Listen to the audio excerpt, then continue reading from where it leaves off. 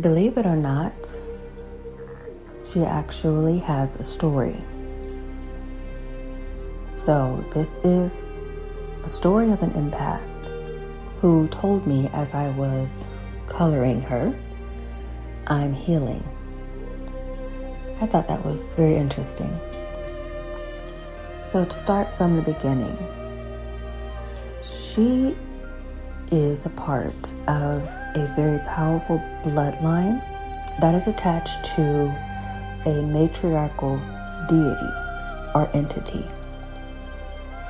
This deity has been around for more than we could ever count. Too many years, too many eons. This entity has been here for a long, long time and is the essence of life itself. That's who this woman belongs to. She is a seedling of a maternal matriarch that has gifted her, crowned her with the responsibility of coming to this planet and learning, absorbing all that she can. Now, with that being said, this woman was created to endure such a mission, a life here on this planet. It would be the equivalent of telling someone, hey, go live in the fire without getting burned. That is what you are tasked with.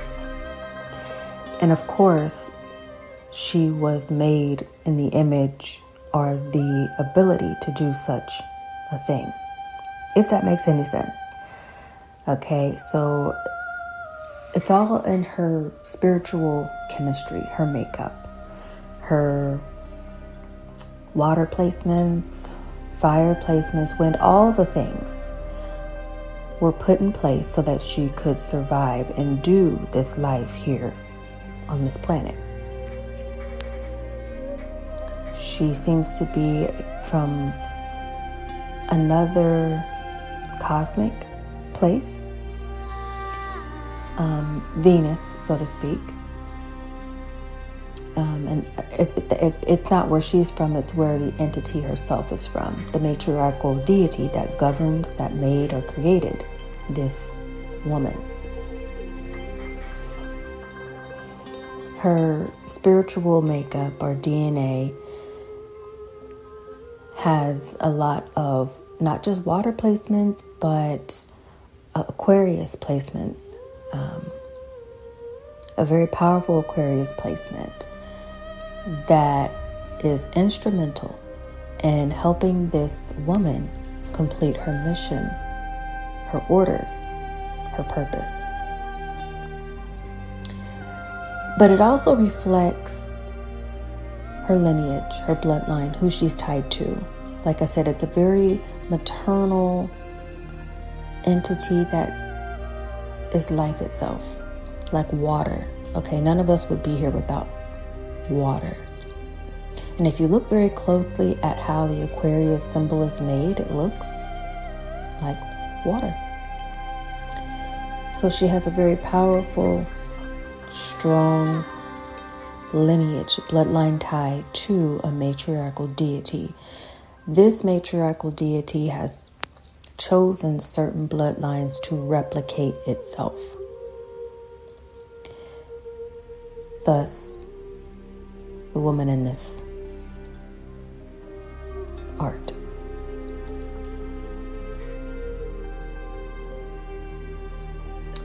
Now, given her responsibility to come to this particular planet and do the thing that she was tasked with, there are natural adversaries that she has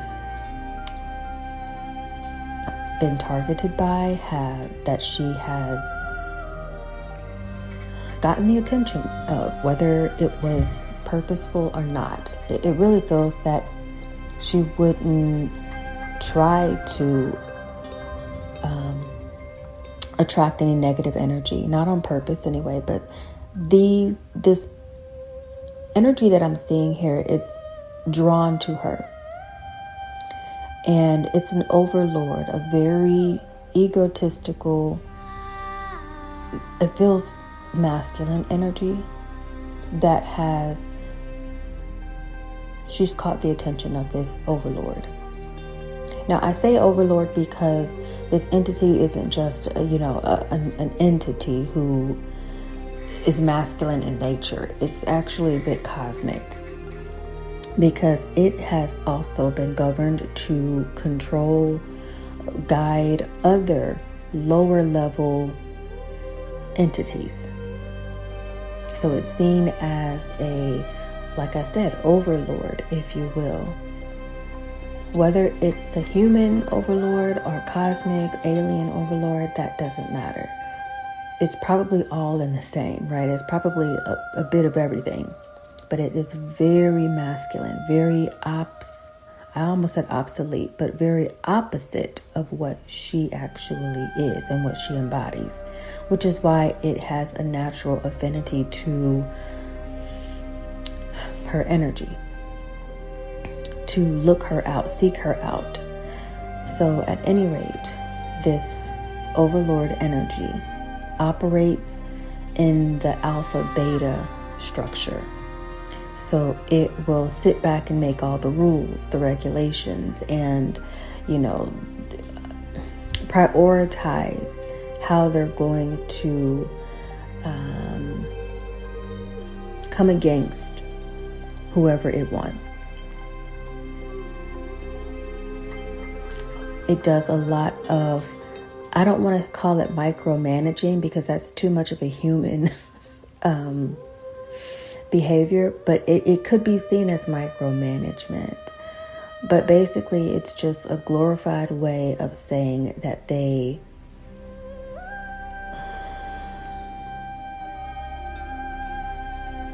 it tells other lower level entities what to do, gives instruction.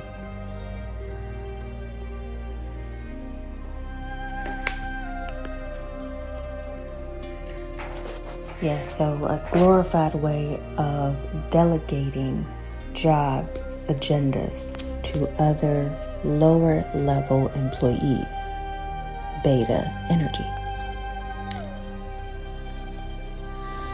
Now, what I am seeing in this woman's life is a very powerful gift of emotional intelligence. Again, this is the story of an empath, but it's not just, a very intellectual, emotional, intelligent person. This is somebody who could even be a Hyoka empath, because there is huge emphasis on the ability of this person to just absorb everything around her.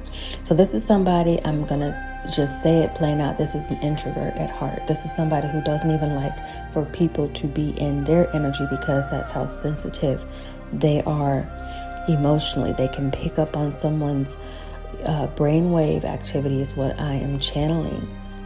They can also read people's minds, thoughts, and energy, and pick up on feelings like stomach aches and depression and all the things that humans experience. She will experience them right with you if you even touch this person.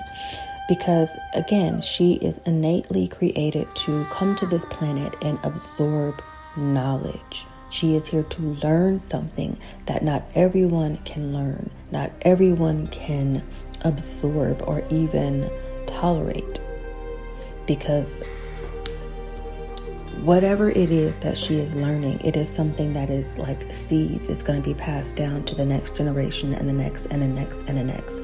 So we're talking about a woman who most likely has the ability to reincarnate whenever the universe finds it fit, whenever the great deities or mothers or lords of creation. Not lords is not even a appropriate word for the entity that this woman comes from, because it's massive. It's beyond. It's what most of us would see as God. I say all that to say that the overlord that has attracted itself to her, has sought her out.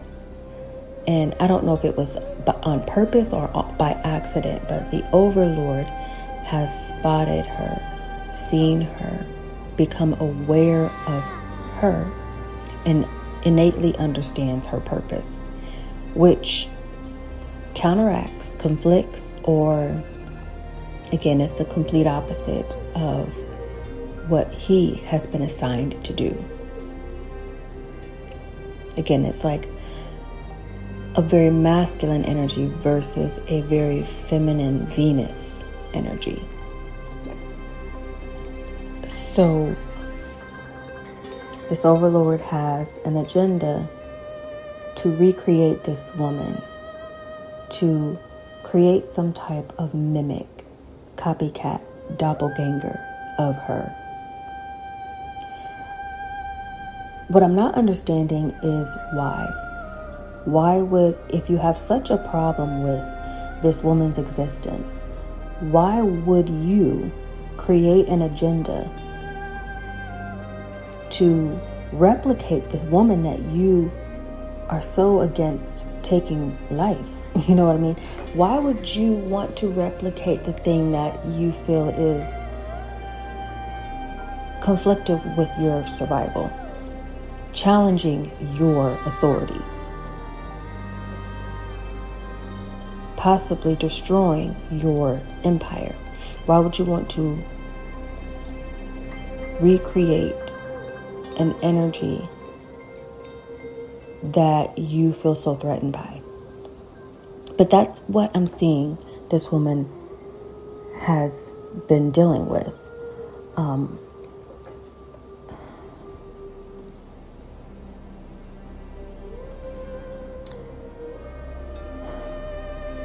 From the story I'm being told, that I'm picking up on, the reason why this Overlord has tried to replicate this woman, meaning he's tried to find other people, places, and or things that can have the same effect that she has in her community, in her life, in her surroundings, or what have you.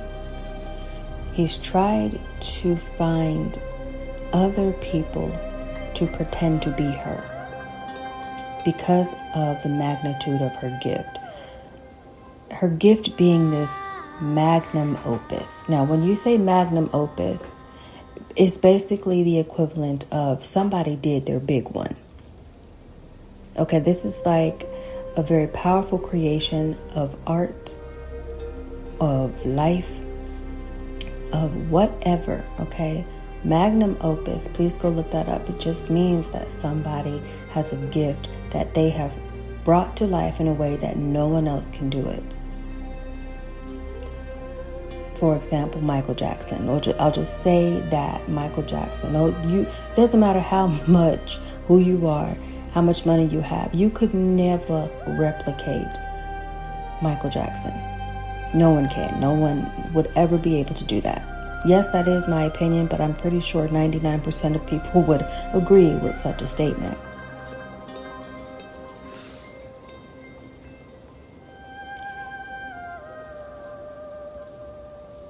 So in retrospect, this Overlord energy has again tried to recreate, pick an energy that is obsolete in comparison to the original, who is this woman in the picture,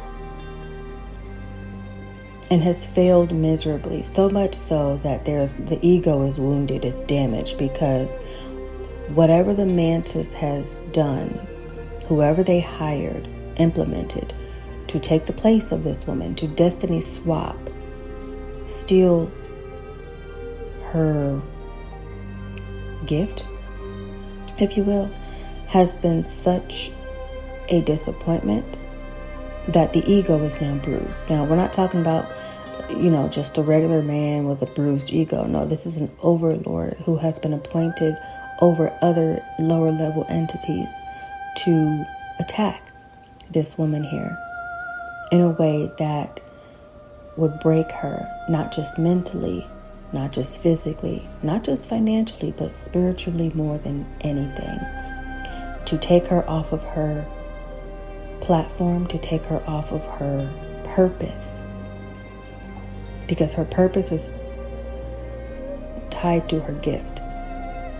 It's a very powerful gift, and whatever that is, I don't know if I could do it justice by explaining what it is. But whatever it is powerful enough to be passed down through generations and generations and generations.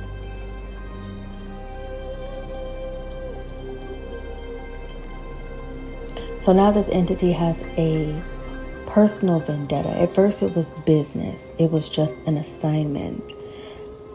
But the woman in this picture has proven that she can't be taken out. She can't be broken.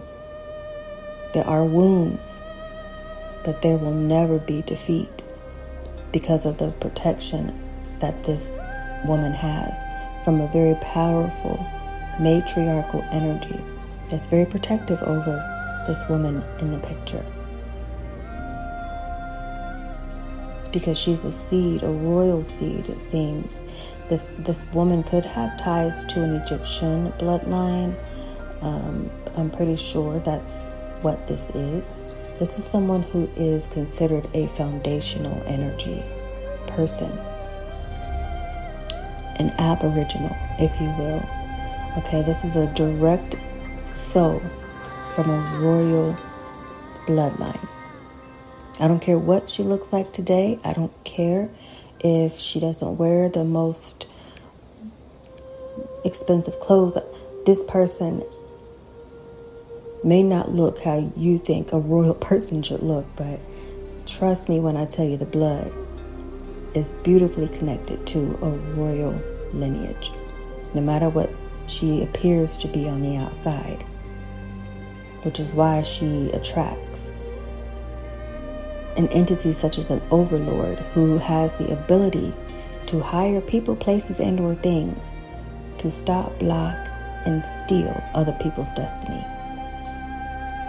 That's how powerful this woman is. That's how powerful her destiny is. That's how powerful her gift is.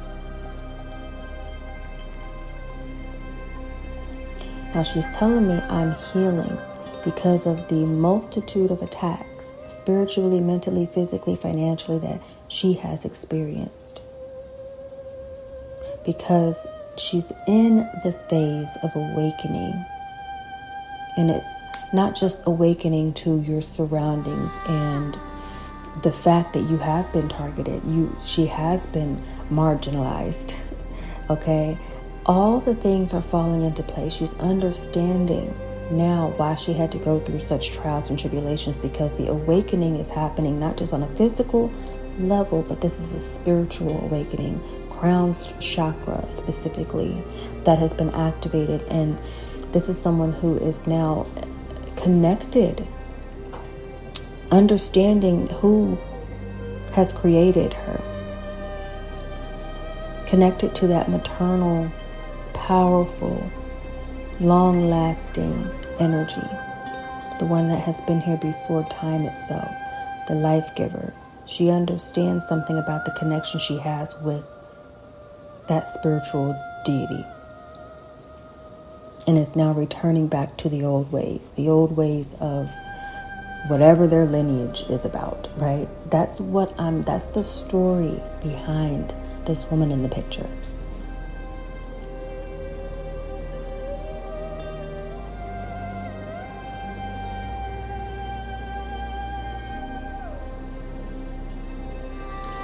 I hope you all resonated with that.